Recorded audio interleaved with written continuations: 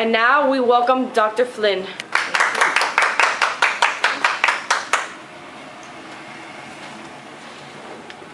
Welcome to the 50 Shades of Jane Scarlett. Today we'll be discussing the evolution of sex. So let's begin with you, Janeri. How are you? I'm fine, thank you. I'm great, thank you. How has your childhood helped you become the person you are today? Well, as a young orphan, growing up with my cruel aunt and my cruel cousins, it wasn't easy. But after going away to school, not only meeting my abusive teacher and losing my best friend, I've become more appreciative towards life. Today, I strongly believe in gender and social equality. That sounds sad. How has your love life changed from the past? Well, in the beginning, I was devastated. I even ran away after finding out my soon-to-be husband was already married. But after losing his eyesight and his hand from the fire his wife started, we're now happily married and we share a son. And Bertha, his old wife, she died in the fire.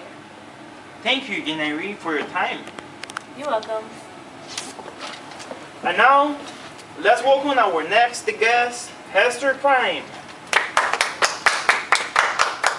How are you, Miss Hester? Very good, and you? Thank you, good.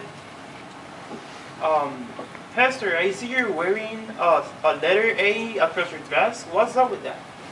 Yeah, it symbols that this is shame. I've been found to be guilty for adultery, and I must wear this as a scarlet letter on my dress all the time. So you have been found guilty of adultery? Can you elaborate on that? Yes, I got married young to my husband Roger. He sent me to America while he resolved some business issues, and he said he'd meet me when he would get here to America with me. I was just sitting around, had nothing to do. I met with this guy who was a minister, and I've been with him for 2 years now, and I had a daughter named Pearl. Thank you, Miss Hester. And now let's welcome Miss Raven Madison.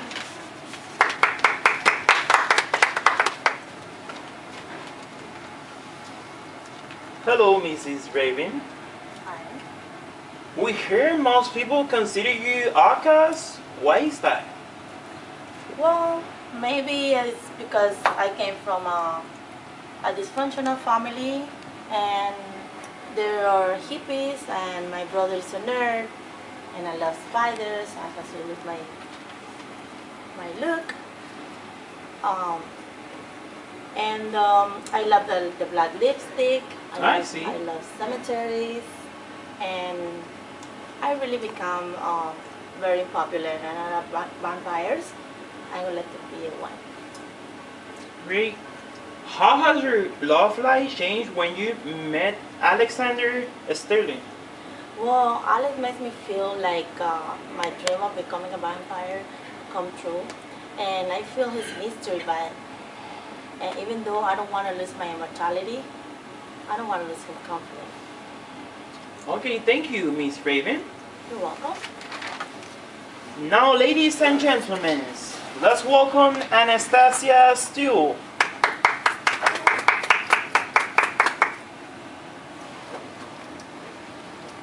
Hi, Dr. Flynn. Anastasia. Hi, Anastasia. Hey, how are you? I'm good, thank you. How has your relationship with Christian Grey molded you into the person you are today? Well, before I was very soft-spoken. I didn't really speak my mind as much.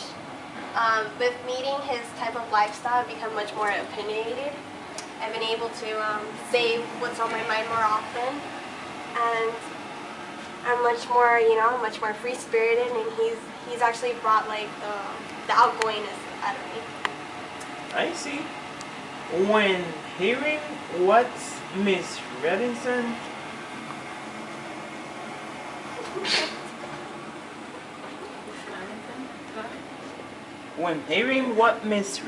did to Mr. Grey, what was your initial reaction? At first, I was mortified. You're his therapist. You should know, Dr. Flynn. when I heard what she did to him, you know, at Kristen at such a young age, he was just 15. So I thought that was, first of all, I thought that was just gross. How can you do that to a you know, poor little kid? And how can you do that to your best friend as well? So from that initial moment, I always felt like a bit jealous over her because she was his first, and he always shared that special bond with her. So I was a bit jealous of that relationship that they had going. But overall, I was just mortified and disgusted by what she did. All right, now I see the issue. Thank you so much for being here. Thank you for your time. Okay? Thank you, Dr. Glenn. You're welcome.